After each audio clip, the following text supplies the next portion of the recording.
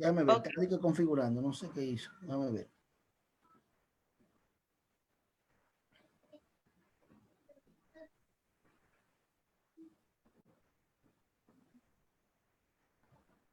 Ya estamos al aire. Ya. Muy buenas noches, amigos que nos sintonizan en nuestro programa Anestesia y más, como cada jueves, cada domingo una transmisión especial.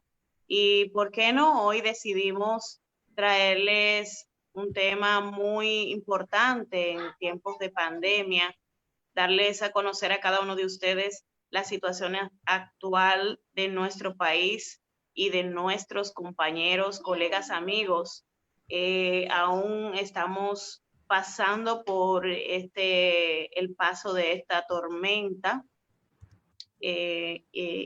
Isaías, realmente nuestro país ha estado afectado últimamente por esta pandemia COVID-19 que ha traído a nuestros hogares y también a toda la población en general alrededor de 1,146 muertes.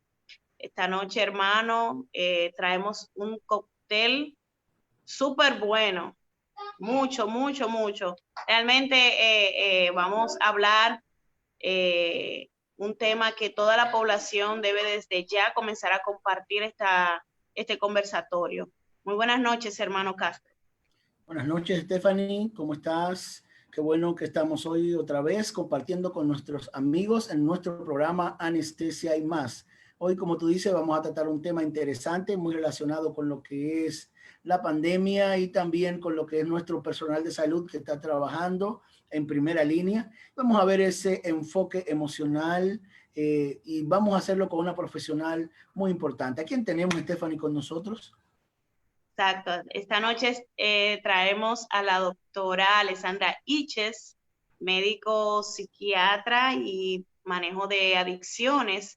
Dentro de su formación, la doctora Alessandra Iches es egresada de la Universidad Autónoma de Santo Domingo, UAS, nuestra querida UAS.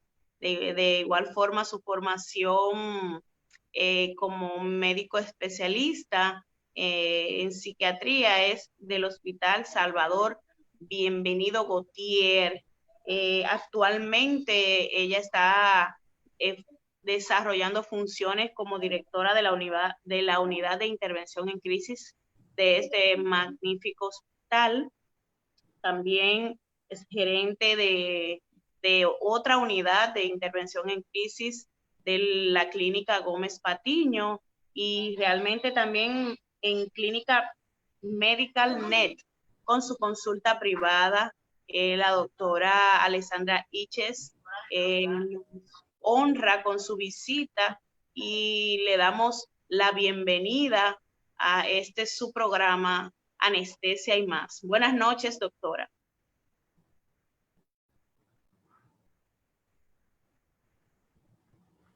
Decía que muchísimas gracias por la invitación y demás decir que realmente es necesario ese enfoque desde el punto de salud mental y más para nuestra población sanitaria.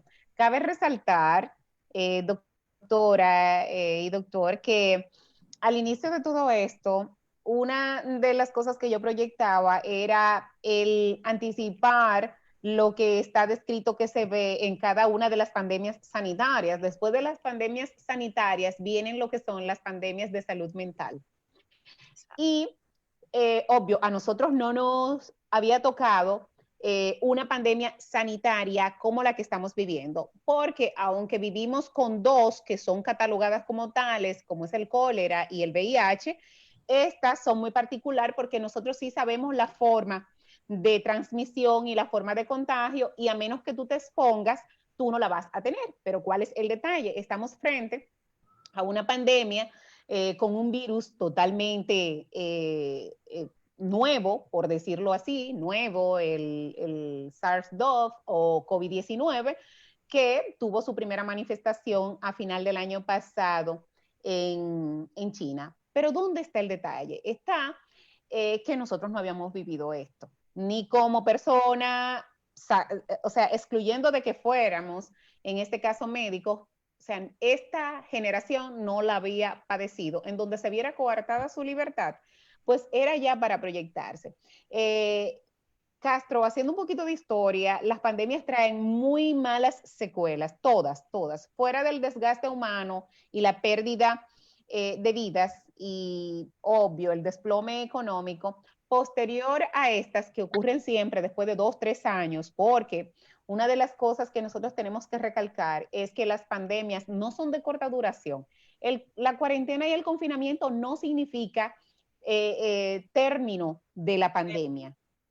Solamente son, y en este caso tenemos que aclararlo porque nuestra población es muy sui generis, es solamente el tiempo en donde nuestras autoridades tratan de definir para obtener control de esto, pero no significa que esto va a terminar ni que tampoco se vaya a controlar, porque lamentablemente no hemos tenido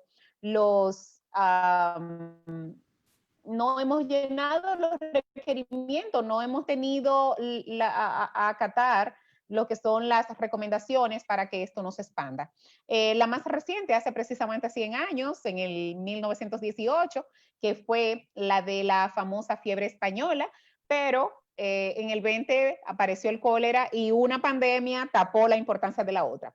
Después de esta se ve lo que son las pandemias de salud mental. Uno espera que se den las grandes alteraciones a este nivel, a nivel de psiquiatría y psicología posterior. Sin embargo, estamos en un confinamiento que casi se está extendiendo, en un confinamiento y en una cuarentena de casi 6 meses. Tengo para decirle, y esto quizás colegas psiquiatras que me estén escuchando podrán corroborarlo, en mi caso, más del 80% de los pacientes que yo he visto en estos momentos son pacientes nuevos, no son pacientes diagnosticados. Los pacientes grave. Muy grave. Los pacientes diagnosticados sí han tenido agudización de síntomas, pero ya tienen un diagnóstico. Uno espera eso. El detalle está que aquellas personas que pensaban que tenían una salud mental íntegra, producto de esta situación que es sumamente angustiante y nos lleva a una incertidumbre, pues han debutado. El personal médico, y yo voy a ser bastante celosa con esto, el personal médico no ha estado exento. Lamentablemente, toda la atención de nuestras organizaciones sanitarias, no solamente del país, sino del mundo completo, se enfocó fue en la población. Nadie mencionó médicos. Sin embargo, al mes de esto ya haber sido declarado pandemia aquí en Dominicana, o sea, de haber llegado en el mes de marzo, coincidió con que empezaron a suceder algunas autolesiones y suicidios de personal médico en Europa. A principios de abril, una doctora especialista en emergencias en los Estados Unidos, la que era, en este caso, la jefa de cuidado crítico o de recibimiento o emergencia en el Presbyterian, se suicidó. Entonces, es donde nos volvemos en ese momento un foco de atención. Lamentablemente, tuvieron que pasar esos percances para que entonces empezara a tomar en cuenta que el personal médico sí podía estar afectado. ¿Dónde empieza el tema de esa importancia? Es que la afectación de salud mental engloba a todo el mundo. Y nosotros, obvio, tenemos una sobrecarga adicional. En el personal médico, esta sobrecarga se manifiesta de una forma muy atípica. Y si yo les preguntara a ustedes de qué manera, no precisamente va a ser ni con la ansiedad ni con la depresión, sino que el personal médico empieza con lo que nosotros le llamamos la historia del trabajador quemado o burnout. La primera forma que ese desgaste emocional se manifiesta en el personal sanitario es con agotamiento físico, cansancio. Ese cansancio se le suman muchísimas cosas, pero ¿qué ocurre? Y estamos haciendo el recuento de cómo nos está afectando esto en esta pandemia, porque obvio no hemos tenido ninguna otra. En el mes de abril, en muchos países se empieza inclusive a llamar hasta el personal médico que ya había estado jubilado, porque la demanda de los servicios los requería. En este caso voy a hablar de anestesiólogos. Y hay una situación muy particular. En Argentina se da el primer fallecimiento de un médico, que en este caso es anestesiólogo, tenía ya 15 años retirado, pero resulta que los servicios sanitarios se vieron abarrotados y no daban abasto y empezaron a llamarlos. Este era un señor que ya tenía sus años en casa y volvió otra vez. Él fue el primer médico de este lado latinoamericano que falleció producto del contagio, en este caso, por el coronavirus. Pero, ¿dónde está el detalle? Nosotros tenemos una gran vulnerabilidad y es que tenemos unas expectativas totalmente irreales de lo que podemos hacer. En este caso, si nos basáramos en la experiencia en Dominicana, todos sabemos que tenemos recursos sanitarios bien limitados, ¿verdad que sí? En donde asumimos que somos mal llamados superhéroes y fue una frase y fue una denominación que yo critiqué en su momento y luego me criticaron a mí y yo les voy a explicar por qué. Los superhéroes son invencibles, ¿verdad que sí? Claro. Y es precisamente, nos colocan en una posición de indestructible y no es así porque entonces tú te sientes hasta culpable de sentirte mal.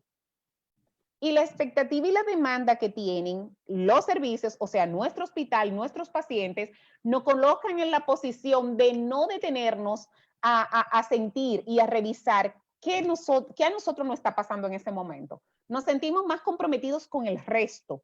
Entonces, cuando yo decía, señores, no somos superhéroes, no nos pongan en esa posición, porque tú lo que estás haciendo es creando unas expectativas totalmente irreales de lo que nosotros manejamos, más la frustración de un servicio sanitario en donde no tenemos los insumos necesarios para nosotros poder tener la intención de darle una buena asistencia al paciente. O sea, que tenemos la presión social, la presión de las autoridades, la presión del paciente, pero nos quedamos con esta que es la presión familiar. ¿Dónde se ubica la presión familiar? ¿En qué es tanta la responsabilidad que manejamos que tenemos miedo entonces de nosotros contagiar o vulnerar nuestro centro familiar?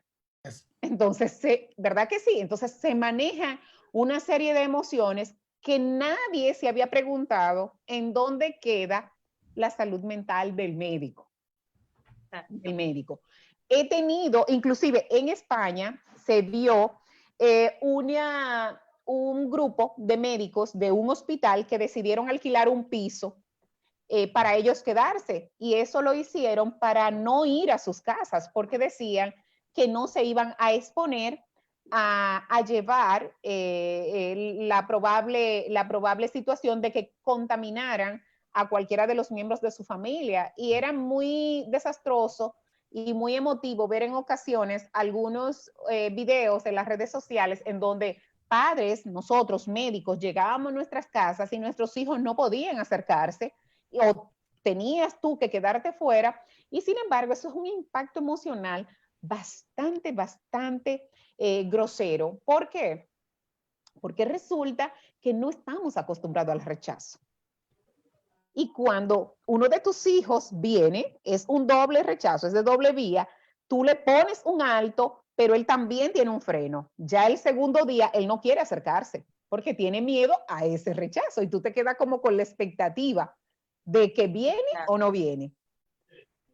Los que conviven con adultos mayores manejan también un estrés bastante alto y la incertidumbre de que ellos pudieran también ser vulnerables.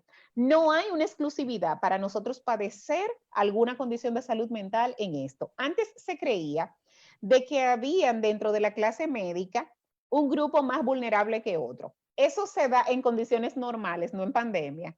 Ahora todos somos iguales, porque dicho sea de paso, para algunas condiciones de salud mental, como son la ansiedad, la depresión, sí hay, y ustedes los anestesiólogos quedan muy mal parados porque ustedes son los primeros. ¿Ustedes sabían eso?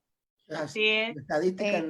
Estadística. Ustedes salen siendo los primeros en esos padecimientos. Entonces, tenemos que estar o continuar frente a la asistencia, pero también nos encontramos con que nuestros pacientes padecen otras enfermedades.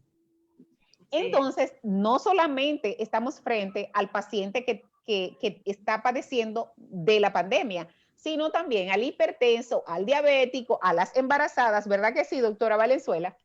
A las embarazadas, a los niños que necesitan asistencia por su pediatra, los accidentes automovilísticos, perdón, que somos de los primeros países en padecerlo aquí en Dominicana, eso no ha mermado para nada. O sea, los pacientes que son hipertensos y tienen sus accidentes. Y la combinación es fatal, como digo yo, de COVID, ansiedad y preeclampsia. Nosotros tenemos la mala noticia de que en el día de hoy falleció una doctora. Una compañera, sí. Que encima de que dejó su niño huérfano, murió con preeclampsia y murió con COVID. O sea, hizo una complicación importante de COVID. Sí, realmente estamos bastante, dicho sea de paso, tenemos 3 días consecutivos en donde nos estamos enterando de que hay personal médico que está falleciendo. Antes de ayer falleció un colega, el doctor Brea, ortopeda que estaba en Santiago. Ayer falleció la doctora Vargas, ginecostetra, y hoy esta colega, o sea, bastante. Murió también el doctor, el director encargado del materno infantil en Santiago. Sí, cabe resaltar que tenemos unas estadísticas de más, si habláramos de la condición propia aquí en Dominicana, tenemos un problema, o sea, todos sabemos el tema de las pruebas, de que sí, de que no, de los positivos o no. Señores, nadie me va a decir a mí que nosotros somos de que 260 infectados. Eso no es así. No, doctora, las estadísticas no están claras porque... Las estadísticas aquí no están claras. Debe haber una población dividida, delimitar nuestro universo. Nosotros estamos en Dominicana, pero necesitamos 12 millones aproximadamente de pruebas que no la tenemos en vigencia. No la tenemos porque también debemos de tener en cuenta de que tenemos una situación con nuestros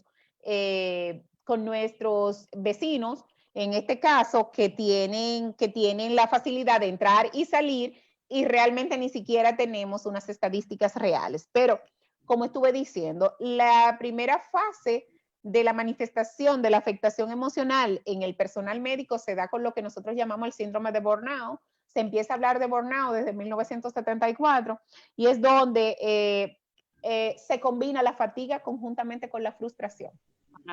Entonces, no es nada más. Y para ellos tenemos que reconocer que el personal sanitario muchas veces ni siquiera se detiene ante estos síntomas porque son solapados por el agotamiento físico propio de tu jornada. Entonces, nosotros vivimos justificando el agotamiento, la fatiga, la falta de sueño, la ansiedad, la premura, la desesperación, la falta de ánimo, el no deseo de hacer las cosas. Cuando te llega el fin de semana y tú no tienes deseo de hacer lo que habitualmente te traduce placer, ¿qué nosotros hacemos? Nosotros decimos, ay, no, fue que tuve una semana durísima. Terrible. Durísima, trabajé mucho, me levanté, tuve 2 partos, en este caso la doctora, o en su defecto tuve 3 cirugías, tuve 3 cirugías, me llamaron para una emergencia. Nosotros solapamos los síntomas, inclusive llegamos a lo que se denomina acostumbramiento. Y es donde después de muchos años tú te das cuenta y tú dices, pero yo no soy la Stephanie que yo era. Doctora, pero mire lo más sencillo, la irritabilidad de los médicos. Hay un sistema entre cólera, ira e irritabilidad que está bien combinado. E inclusive llega un momento que la ira, la irritabilidad y el cólera te da como un estado de estupor que tú te sientes tan agotada. Mire lo que pasó en Estados Unidos. Una famosa médico encargada de un área importante que era de emergencia se suicidó, señores, porque no pudo aguantar la presión. Pero ¿cuál fue? Yo diría que más bien, ¿cuál sería el detonante específico de ella? Porque me imagino que eso viene de un tiempo atrás, porque es un collage de toda... Pero ahí vamos, Stephanie. El detalle está que precisamente por nosotros solapar los síntomas de evolución normal de un burnout, muchas veces llegan estas eventualidades propias de la vida y nos agarran en un momento emocional en donde no estamos fortificados.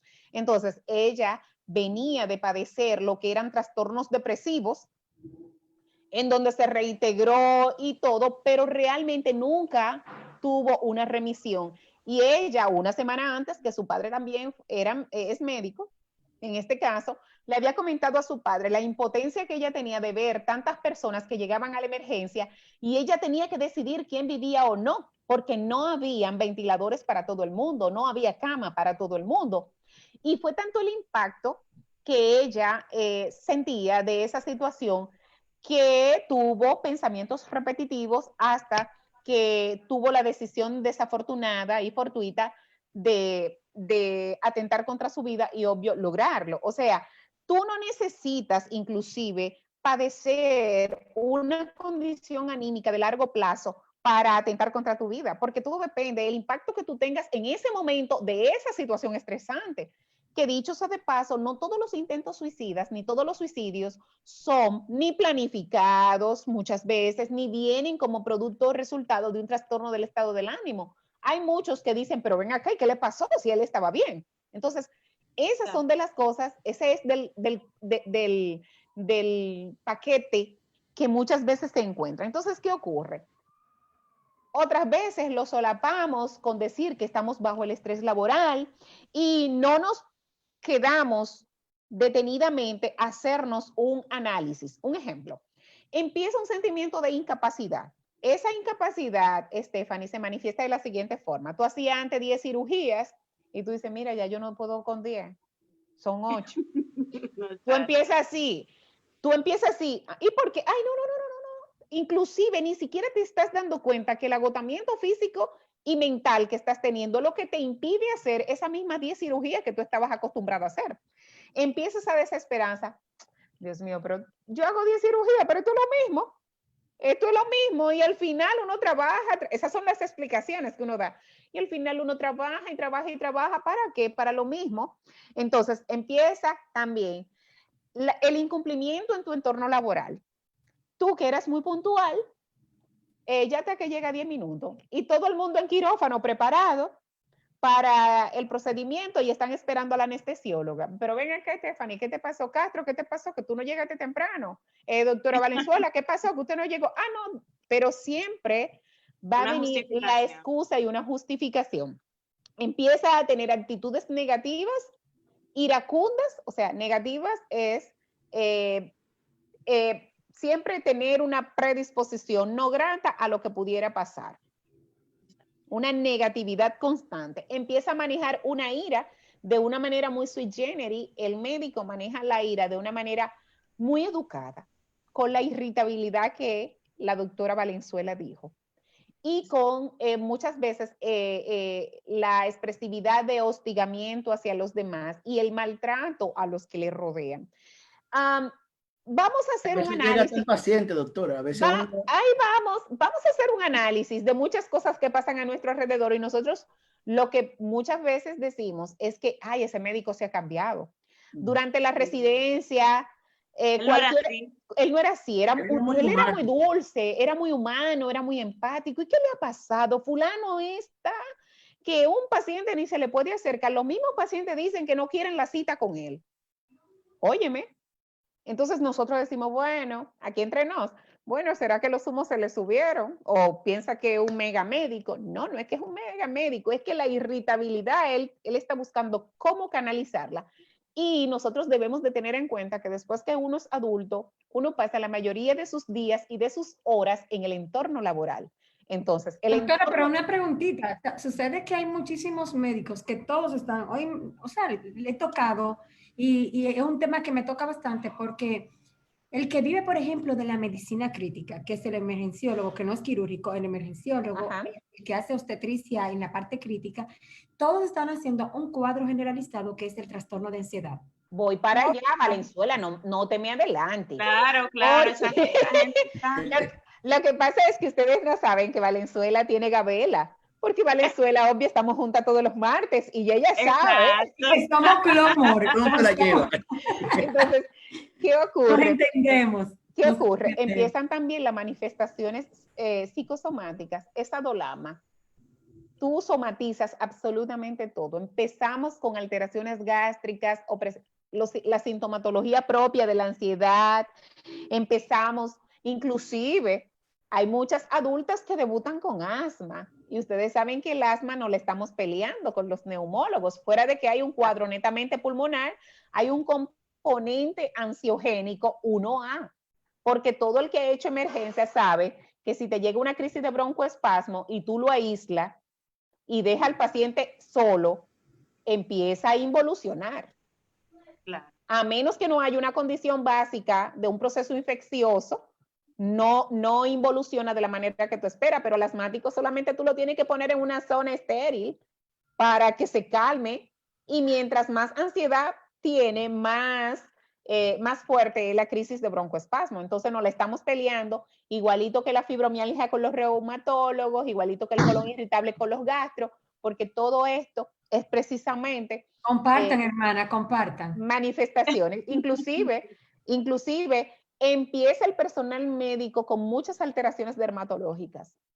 Ah, no, porque yo ahora soy atópica. Hermana, si usted... ¿Y la caída del pelo, doctora? La alopecia que se da con... El aumento de peso. Sí, el aumento de la alimentación. El aumento de peso precisamente se da por una compensación de gratificación que se tiene con la comida. Pero ¿dónde está? Nosotros dividimos... Pero usted le está dejando algo importante. Y las pacientes, los médicos, por ejemplo, las damas que te dicen, mire, yo tengo un sangrado, me llegó la menstruación y tengo 15 días sangrando después de este problema. O le dicen, claro, no me ha llegado la menstruación. Claro, porque hay un desajuste hormonal que se manifiesta... O el caballero que le habla de impotencia. De manera orgánica. Claro. Pero yo ahí voy a entrar. Nosotros dividimos toda esta sintomatología en dos grandes tiempos. En los 2 primeros años de la carrera y aquellos que tienen más de 10 años. O sea que estamos metidos en el paquete. En los 2 primeros años empieza la angustia porque tú estás en una incertidumbre profesional. Y después de los 10, porque ya tú tienes un agotamiento que no compensa. Entonces la carga de trabajo es demasiado real y ya tú empiezas con eso. Hay características que son propias de cada individuo, pero nosotros tenemos mucha respuesta a nuestro entorno. Y toda esa manifestación en este tiempo de pandemia es el mejor caldo de cultivo para nosotros detonar. Por eso es que el personal médico no solamente está padeciendo a nivel emocional por la infectación o el contagio del virus, es que ahora han salido a relucir todas esas debilidades emocionales, en este caso, y todas esas condiciones psiquiátricas que tenían solapadas han debutado. No hay forma ahora. Pero también, ¿qué sucede? Que si usted tiene, por ejemplo, una herencia directa, si usted tiene un hábito, ya factores predisponentes, en este momento también puede evolucionar a un cuadro mayor. Pero claro, porque debutas, o sea, tienes el estresor. Al médico se le pasa fácil la depresión. El tiempo, no, al médico no se le pasa fácil, el médico la solapa. Exacto. Pero por ejemplo, nosotros decimos, ay, no, yo estoy depresiva, pero ¿qué sucede? Usted dice, ay, no, eso es cansancio. Sí, pensamos que compensamos y muchas veces ustedes o nosotros pasamos muy por alto, inclusive lo que son las alteraciones cognitivas. Yo tengo ahora mismo un grupo de colegas que me han dicho, yo no sé qué me está pasando a mí, si es por el cansancio del trabajo o por el estrés, pero a mí se me está olvidando todo. Y yo le digo, ¿qué tú piensas que es esto? O sea, las alteraciones cognitivas es una de las primeras manifestaciones que el personal médico está presentando en este momento. No hay una concentración, no hay una atención, hay un comportamiento totalmente metódico y rítmico, porque nosotros estamos en base a la respuesta que tenemos, a la respuesta que están esperando de nosotros. Pero entonces, doctora, en el sentido de estos médicos, no necesariamente emergenciólogos, también están en primera línea como médicos generales, ¿cuál es el impacto emocional, ya que ellos están viviendo que personas con síntomas sentados en silla, que no hay cama, los familiares directamente con ellos? Yo diría que las personas más emocionales impactadas ahora mismo con el cese de camas son ellos. Realmente, aunque hay un grupo de médicos que son el foco principal, todas las especialidades están envueltas, porque ¿qué tú piensas que le ocurre al gastro? El gastroenterólogo ahora mismo está en una situación que todavía tiene la necesidad de darle la asistencia a su paciente y se encuentra con todas las dificultades propias de este tiempo tan especial para tú brindar una atención. Para tú hacer un procedimiento, ahora mismo yo tengo la situación, un ejemplo particular, de que le mando a hacer un estudio de imagen a cualquier paciente que me llega nuevo, que lo necesito para poder darle un abordaje integral y lamentablemente tengo que descartarlo porque no puedo exponerlo a que vaya a un centro con la posibilidad de que no encuentre los cuidados en el desplazamiento y se contagie. Yo he tenido que aumentar el tema de las visitas domiciliarias, que eso de verdad produce un desgaste extra porque tú tienes que disponer de más tiempo porque a los adultos mayores ya no pueden ir a mi consultorio. O sea, yo tengo que ir donde están ellos, pero ya tú sabes cómo es que tengo que ir, ¿verdad que sí? Entonces, eso genera realmente una desesperanza y una incertidumbre doble, porque aunque nosotros nos desplacemos y tengamos todos los cuidados adecuados, siempre tenemos el martilleo de que donde yo voy a ir, ¿quién puede estar infectado? Entonces, la ansiedad se ha convertido en nuestra sombra en estos momentos. Y muchísimos colegas están haciendo crisis de pánico en donde ya inclusive tienen manifestaciones, en este caso, somáticas de primera línea. De primera línea. Entonces, no doctora, y la crisis familiar y matrimonial, ¿qué sucede? Tenemos un desapego, dice usted. Hay precisamente muchas dificultades porque inclusive en el personal médico se han aumentado dos cosas. Dos cosas, Stephanie, que tú en estos momentos dirás, pero doctora, se ha aumentado en el personal médico la ingesta de alcohol y se ha aumentado la automedicación. Y la automedicación regularmente... Anestesiólogo. Ansiolíticos, en este caso controlados, por el tema de que cuando yo llego a casa estoy tan agotada que yo necesito dormirme, ¿verdad que sí? Pero ese desconecte te provoca también una desconexión de tu entorno familiar.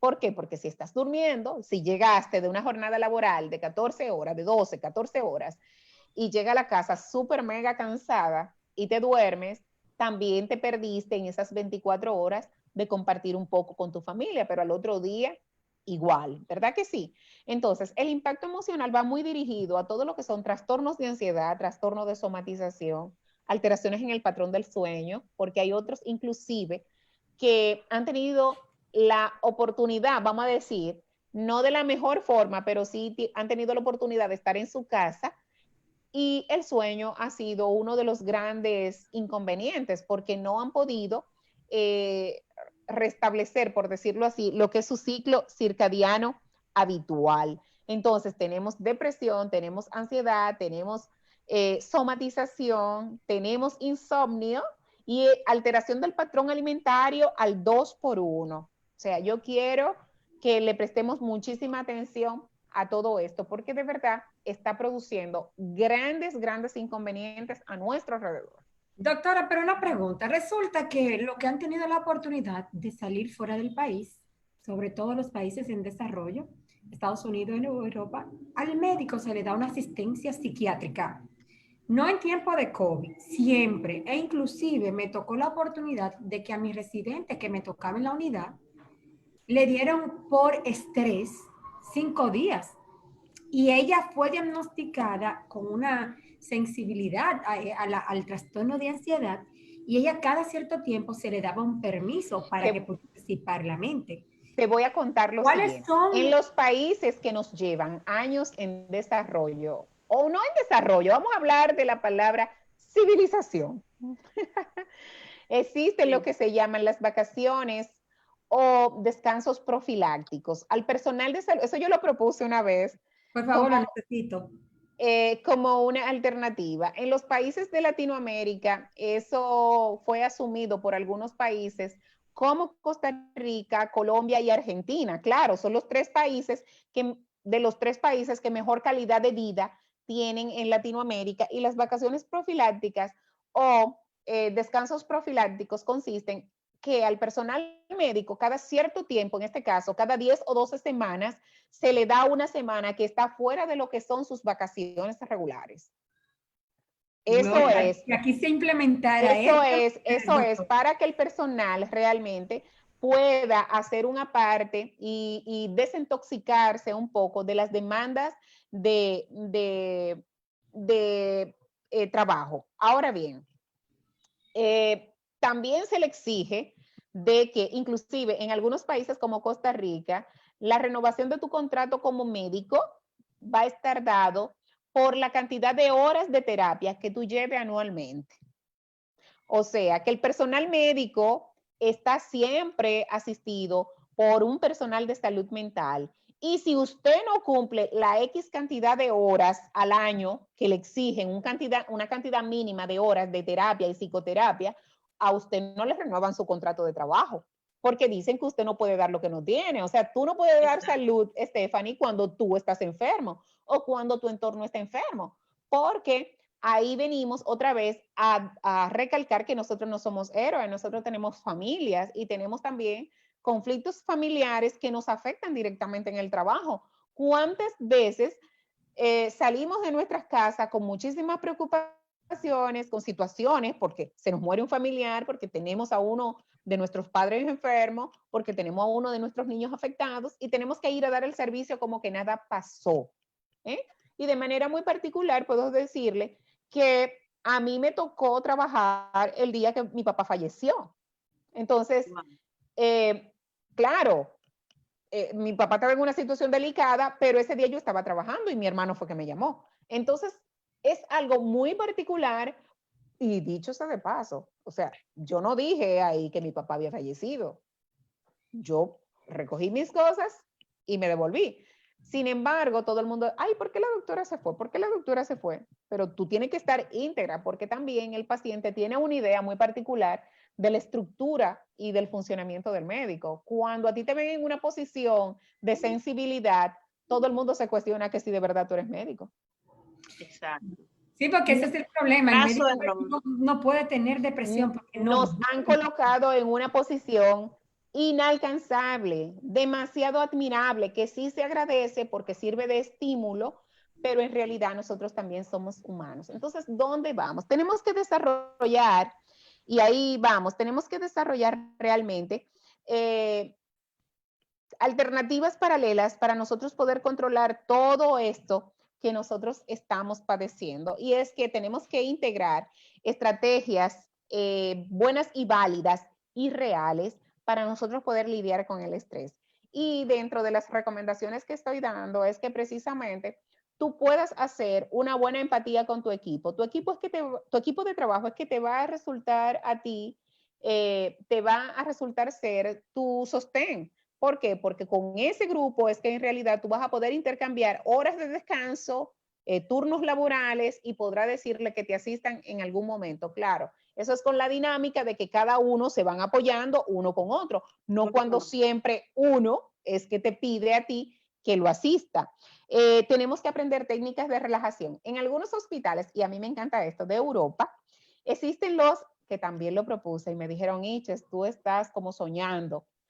Pero mire, en todos los hospitales... Doctora, por favor, si usted puede ser diputada, usted sabe que tiene una colaboradora en este colegio. Pero eso son cosas sumamente simples. Mire, en la mayoría de hospitales en Europa hay una sala, vamos a decirle así, una sala que está sumamente ambientada, sillones reclinables, tiene una neverita, tiene algo para que el médico pique, aromaterapia. Y en esos 15, 20 minutos que el médico tiene de descanso, va ahí. Y se sube en un sillón que le da un masajito, una cosa. Óyeme, tú te levantas en 20 minutos nuevo y te vas otra vez a tu emergencia. Y ese cambio se hace cada 4 o 6 horas. O sea, que fuera de tu hora de almuerzo, esos 15 minutos hacen realmente que tú repongas energía. Tenemos que aprender a delegar. Ustedes saben que los rasgos de obsesividad en los médicos es un común denominador y entendemos que cuando tú no haces las cosas no salen bien, pero estamos en un tiempo.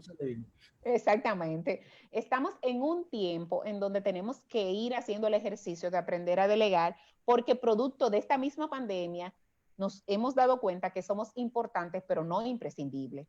Porque en este caso, en el momento que tú te veas contagiado, tú sabes que tú sales de lo que es la dinámica laboral y el trabajo se sigue haciendo. Doctor, y una pregunta, ¿el médico también es obsesivo compulsivo? Sí, ahí es que voy, claro que Claro sí, que sí. claro que sí, ahí es que voy. Tengo Tenemos una que, pregunta sobre eso. ok, Es decir, sí, continúe. tenemos Lo que pasa es que, que tengo una pregunta en las redes sociales sobre eso. Cuando usted hable sobre eso, le hago la pregunta. perfecto. También tenemos el tema de que el tiempo que tenemos libre, tenemos que hacer algo totalmente diferente a lo que es medicina. Y tenemos que hacer aquellas actividades que nos produzcan placer o que resulten ser un pasatiempo. Tenemos que tener un manejo adecuado de las relaciones interpersonales y saber que quienes están en nuestra casa y nuestro alrededor son soportes emocionales, pero ellos no son lo que están viviendo, lo que nosotros estamos viviendo. Y sí tenemos que drenar toda esa ansiedad, pero no llegar a lo que es la irritabilidad. Tenemos que saber que vamos a manejar niveles altos de frustración y que tenemos que digerir las expectativas. O sea, tenemos que plantearnos expectativas reales. Cuando tú entras a una emergencia, ¿verdad que sí? Y tú encuentras que hay 10 camas y están ocupadas y afuera hay 50 personas, tenemos que entender que nosotros, en nuestras manos no está desocupar esas camas. Que nosotros sí tenemos que asistirlo, pero que en realidad no tenemos la dinámica de cómo ni fabricar más camas, ni vaciar esas camas más rápido para querer asistir a otro. Tenemos que asistirlo, pero hasta donde podamos. Porque esas son las expectativas reales. No podemos pensar de una manera utópica de decir, ay, no, quédeseme ahí, señor, que vamos a ver porque hay un pacientico que se va a referir. No, no, no, no te quedes con ningún paciente. No te quedes y saber que él puede quizás buscar asistencia en otro lugar. Sí, Doctora, sí. doctora, ¿ya Aparte, qué es lo que se involucra, Núñez? Tú sabes sí, que a mí me sí. gusta esto. Eso Claro, es eso es claro. el igualitario de aprender a decir que no. El Exacto. médico que se involucra tanto, por ejemplo, en mi caso, yo manejo pacientes de infertilidad y tengo un estrés mayor porque yo quisiera, doctora, tener un helicóptero que vaya desde mi casa al lugar del hecho donde está pasando la paciente el Sí, problema. Que estamos manejando situaciones sumamente difíciles, donde tenemos un nivel de bioseguridad un poquito más estricto, tenemos la situación de que nosotros nos involucramos. Ahora con el sí. COVID, yo he visto a un médico llorar con sus pacientes. Por ejemplo, en la Plaza de la Salud vi un médico desesperado llorando con el familiar. Mire, ustedes no van a creer la impotencia que está manejando el personal médico. Y ustedes saben qué es lo grave, que lamentablemente no se le está dando asistencia. No se le está dando asistencia a nivel, ni soporte psicológico. Se le está dando, tengo que admitir algo, se le está dando soporte psicológico a la población, claro que lo busca, porque también con el estigma que tenemos de que los psiquiatras y los psicólogos solamente somos para los pacientes que están dementes, pues muchas veces en el momento ideal, donde tienen la oportunidad o donde tenemos la oportunidad de rescatarlo y que el daño sea menor, pues no van. Pero nuestro personal de salud está muy ávido de esa atención por parte de psiquiatría.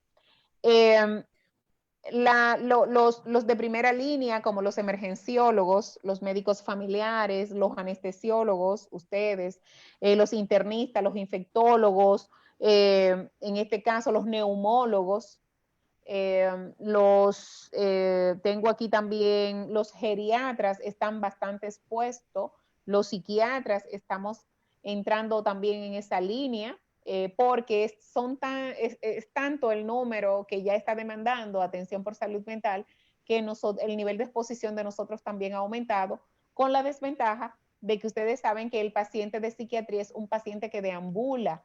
Entonces, muchas veces nos encontramos con la situación de que no sabemos por dónde estuvo, a qué estuvo expuesto, llega en condiciones muchísimas veces no muy higiénicas, pero realmente se vuelve una necesidad. Entonces, Castro, la pregunta que me tenías. Sí, tengo una pregunta aquí porque hay personas que dicen en qué momento nosotros manifestamos esa parte de obsesión, de compulsión al cuidarnos.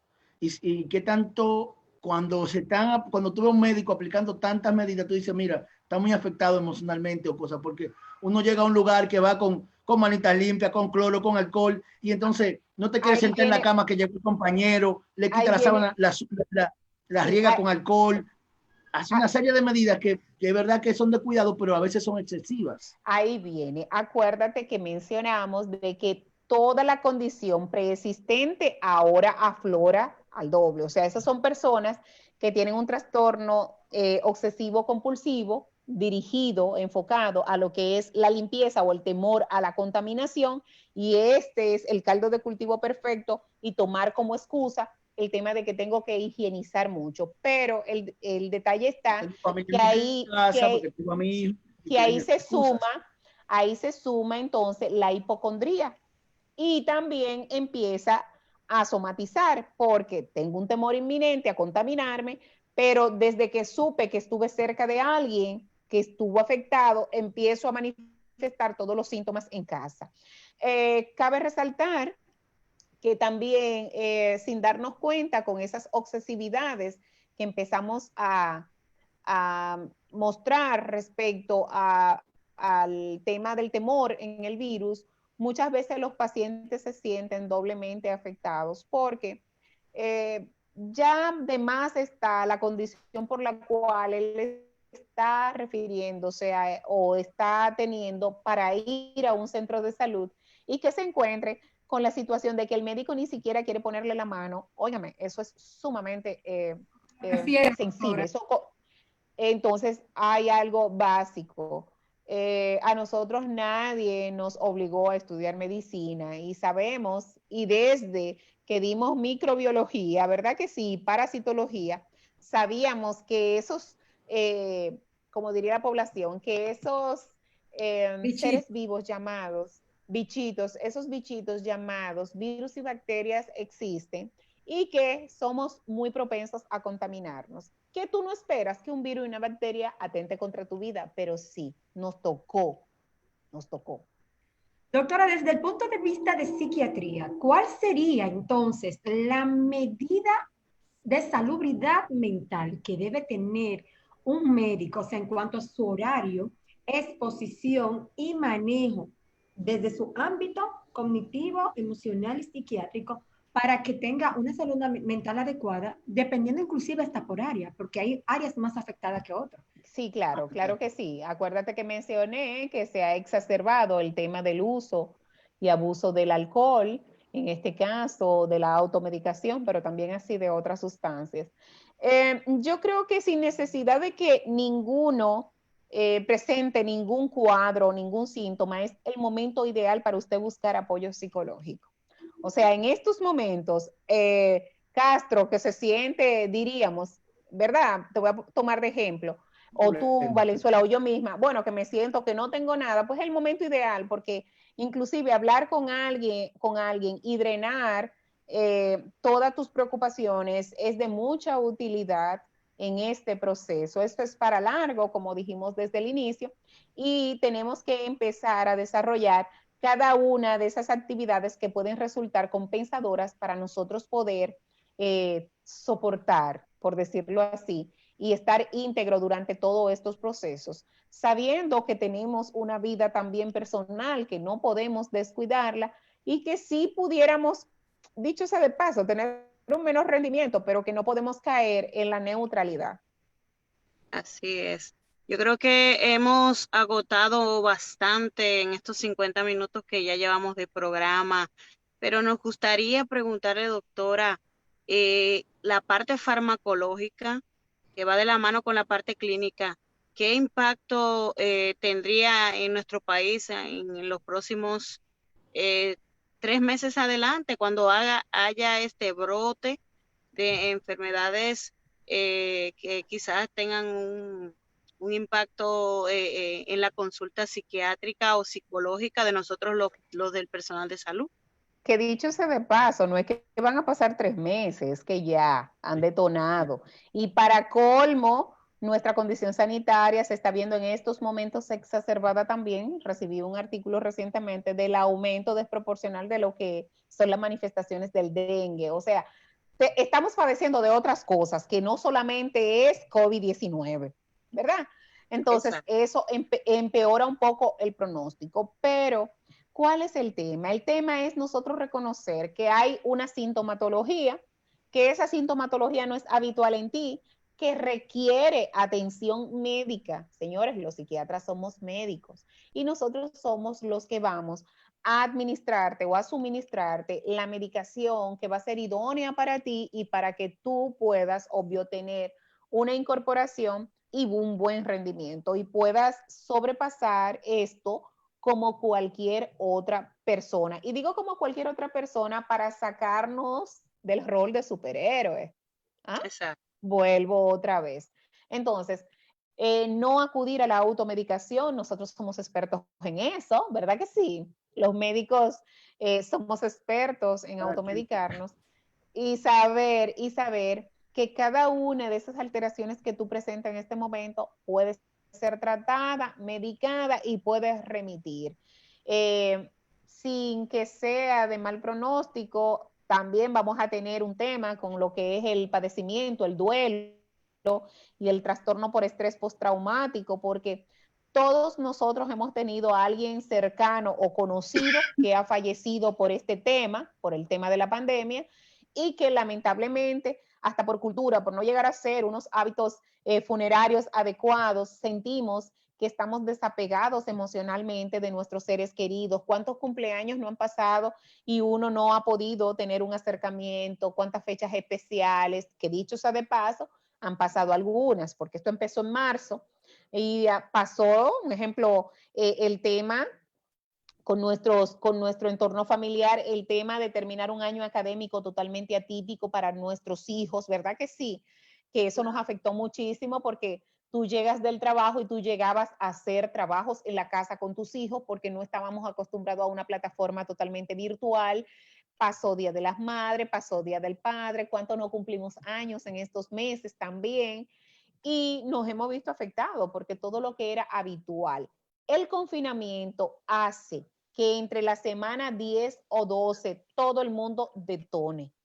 Todo el mundo detone. Y el reconfinamiento, porque a nosotros nos tocó un re, nos está tocando un re, es peor aún porque nos hace tener esa palabrita que acuñamos en nuestro segmento de los martes, que es, ha llevado a la población a una anestesia social y a un comportamiento totalmente desenfadado y riesgoso para todos. No nos estamos cuidando. Así es. Doctora, así es. ahí va mi última pregunta, y en este asunto que alguien me pregunta por las redes, ¿qué hacer con lo que está haciendo la sociedad, que tú no le ves el compromiso? Entonces tú como médico, tú quieres decir, no, que se vaya todo el mundo al carajo, vamos a decirlo, porque yo estoy haciendo mi esfuerzo, yo estoy haciendo mi trabajo, pero sin embargo yo veo que como que no vale la pena. ¿Qué hacer con ese sentimiento para que no me afecte a mí emocionalmente? Sí, hay un tema, y es que salió un artículo precisamente antes de ayer en la prensa en donde decía, era más que nada entrevistando al personal médico, el personal médico se cuestionaba si realmente este esfuerzo estaba valiendo la pena. Pero lo decía con la pena, por decirlo así, de que nosotros como médicos estamos haciendo la parte que no corresponde, pero la población no está colaborando de la manera adecuada.